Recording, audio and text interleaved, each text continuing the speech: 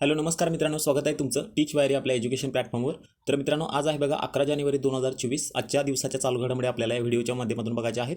त्यापूर्वी जर मित्रांनो तुम्ही आपल्या चॅनलवर नवीन असाल किंवा हा व्हिडिओ पहिल्यांदाच पाहत असाल तर मित्रांनो आपल्या चॅनलला नक्की सबस्क्राईब करा, जेणेकरून मित्रांनो पुढच्या व्हिडिओची लिंक तुमच्यापर्यंत येत राहील. तर मित्रांनो खूप महत्त्वाचे प्रश्न असतील. तर बघा, आजचा पहिला प्रश्न बघू आपण. गुजरात येथील गांधीनगर येथे 10व्या व्हायब्रंट गुजरात जागतिक परिषदेचे उद्घाटन कोणाच्या हस्ते करण्यात आलेले आहे? तर मित्रांनो महत्त्वाचा प्रश्न आहे. या प्रश्नाचे जे उत्तर आहे बघा, नरेंद्र मोदी आपल्या देशाचे पंतप्रधान. तर मित्रांनो यांच्या हस्ते काय करण्यात आलेलं आहे? 10वी जी परिषद होणार आहे व्हायब्रंट जागतिक परिषदेचे उद्घाटन त्यांच्या हस्ते करण्यात आलेलं आहे. तर मित्रांनो त्याच्याबद्दल आपल्याला माहिती बघायची आहे. तर मित्रांनो बघा, व्हायब्रंट गुजरात जागतिक परिषदेला प्रमुख पाहुणे म्हणून कोण उपस्थित राहणार आहेत? तर मित्रांनो बघा, UAE या देशाचे राष्ट्रपती आहेत आणि त्यांचं नाव बघा शेख मोहम्मद बिन झाय असं या प्रमुख पाहुण्यांचं नाव असणार आहे. संयुक्त अरब अमिरात असं म्हटलं तरी चालेल मराठीमध्ये. तर मित्रांनो बघा, ही जी परिषद असणार आहे ती 10वी परिषद असणार आहे. त्यानंतर मुख्य विषय, या परिषदेचा जो मुख्य विषय असणार आहे हा सुद्धा परीक्षेला तुम्हाला विचारला जाऊ शकतो. तर मित्रांनो तुम्हाला सांगायचं आहे बघा, gateway to the future. त्यानंतर गुजरातचे CM कोण आहेत? भूपेंद्र पटेल. आणि राज्यपाल कोण आहेत? आचार्य देवव्रत. तर मित्रांनो तर फोटो सुद्धा आणलेला आहे. तर हे आहेत मित्रांनो संयुक्त अरब अमिरातचे राष्ट्रपती. त्यांचं नाव आहे बघा शेख मोहम्मद बिन झाय. तर मित्रांनो हे तुम्हाला लक्षात ठेवायचं आहे. तर मित्रांनो पुढच्या प्रश्नाकडे वळू आपण. प्रश्न क्रमांक 2 बघा, गुजरात राज्यात कोणत्या ठिकाणी पहिला कार्बन फॅसिलिटी प्रकल्प सुरू करण्याची रिलायन्स इंडस्ट्रीने घोषणा केलेली आहे? तर मित्रांनो या प्रश्नाचं उत्तर आहे बघा हजीरा. तर मित्रांनो हजीरा या ठिकाणी काय होणार आहे बघा, पहिला कार्बन फॅसिलिटी प्रकल्प सुरू होणार आहे. आणि कोण उभा करणार आहे? तर मित्रांनो रिलायन्स इंडस्ट्री. तर मित्रांनो कशाबद्दल बोलण्यात आलं? रिलायन्स इंडस्ट्रीबद्दल. तर मित्रांनो त्याच्याबद्दल आपल्याला काही माहिती घ्यायची आहे बघा. या कंपनीची स्थापना 1966 मध्ये झाली. त्यानंतर संस्थापक होते बघा धीरूभाई अंबानी.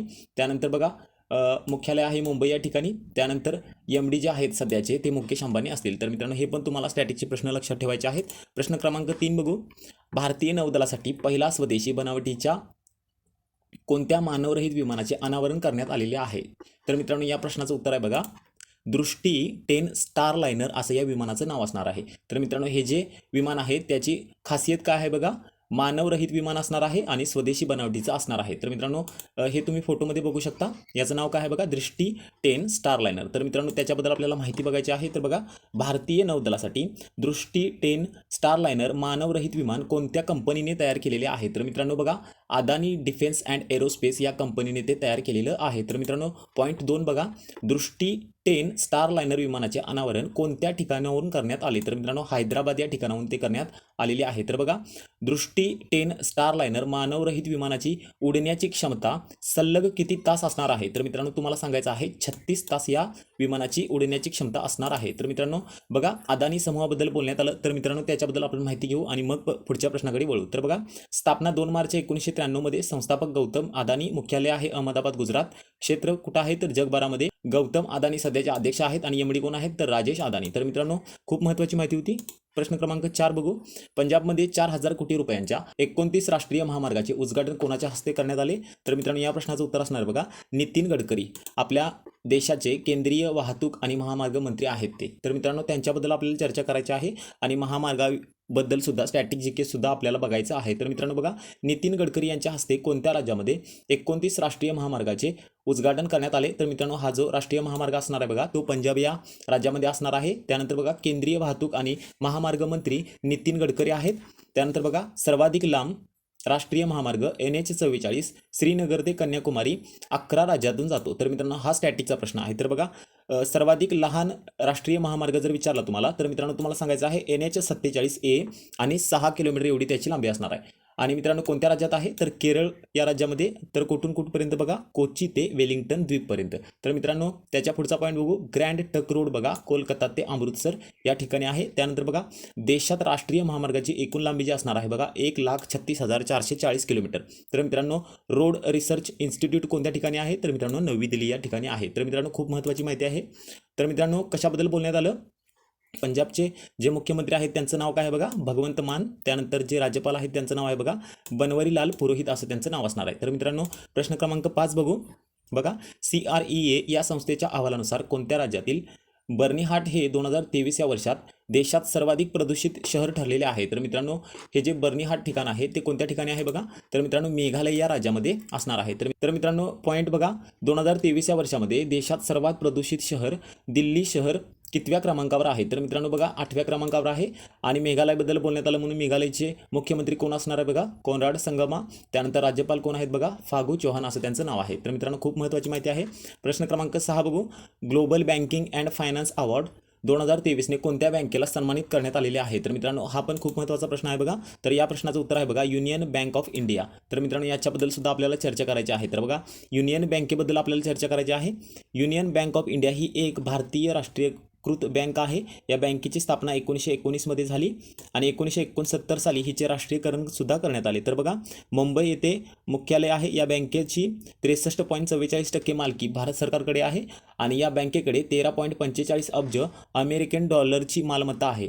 तर बघा या बँकेचे उद्घाटन महात्मा गांधी यांच्या हस्ते 11 नोव्हेंबर 1919 झाले होते. तर मित्रांनो बघा युनियन बँक 2023 CEO कोण आहेत या बँकेच्या? तर मित्रांनो बघा मनी मेकलाई MD आहेत सध्याच्या. तर मित्रांनो त्याच्या पुढचा पॉईंट बघू आपण. ह्या बघू शकता तुम्ही फोटोमध्ये आणि यांचं नाव काय आहे बघा? मनी मेकलाई MD आहेत त्या सध्याच्या. तर मित्रांनो त्याच्या पुढचा प्रश्न बघू आपण. प्रश्न क्रमांक 7 बघा.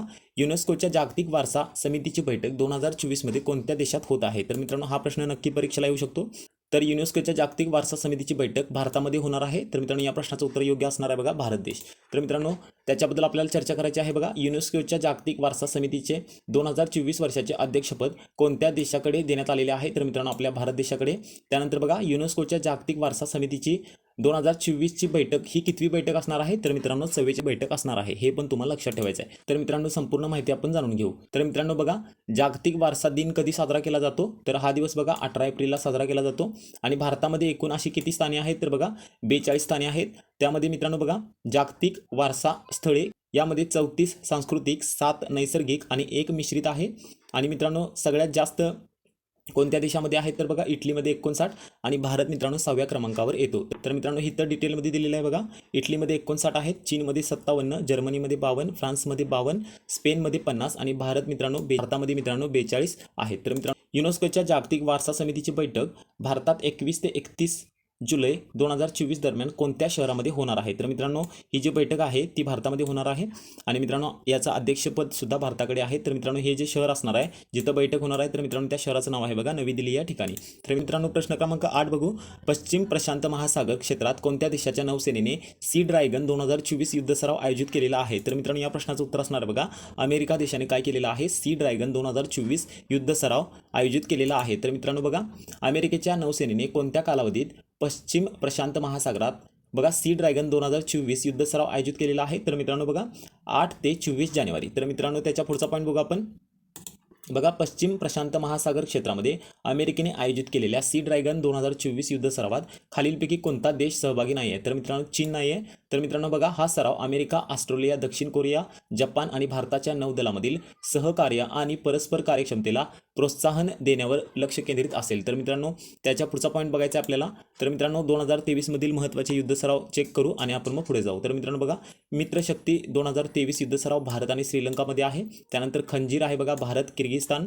त्यानंतर बघा संप्रत्य आहे भारत बांगलादेश आणि बोंगोसागर आहे भारत बांगलादेश. वरुण आहे भारत फ्रान्स आणि सूर्यकिरण आहे मित्रांनो भारत आणि नेपाळ. तर मित्रांनो हे पण तुम्हाला लक्षात ठेवायचं आहे.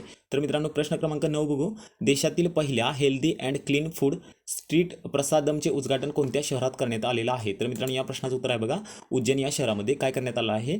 देशातील पहिल्या healthy and clean food street प्रसादमचे उद्घाटन करण्यात आलेलं आहे. तर मित्रांनो याच्या पुढचा पॉईंट बघा. उज्जैन या ठिकाणी देशातील पहिल्या healthy and clean food street प्रसादमचे उद्घाटन कोणाच्या हस्ते करण्यात आले? तर मित्रांनो या प्रश्नाचं उत्तर असणार आहे बघा मनसुख मांडविया असं त्या व्यक्तींचं नाव आहे. तर मित्रांनो ही माहिती तुम्हाला आवडली असेल. अजूनही तुम्ही आपल्या टेलिग्राम चॅनल किंवा यूट्यूब चॅनल मित्रांनो जॉईन केलं नसेल तर जॉईन करून घ्या. आणि मित्रांनो ही जर PDF तुम्हाला हवी असेल तर आपल्या टेलिग्राम चॅनलवर तुम्ही जाऊन जॉईन करू शकता. तिथे तुम्हाला रोज संध्याकाळी ही PDF अवेलेबल होईल. तर मित्रांनो परत भेटू उद्याच्या व्हिडिओमध्ये. तोपर्यंत धन्यवाद.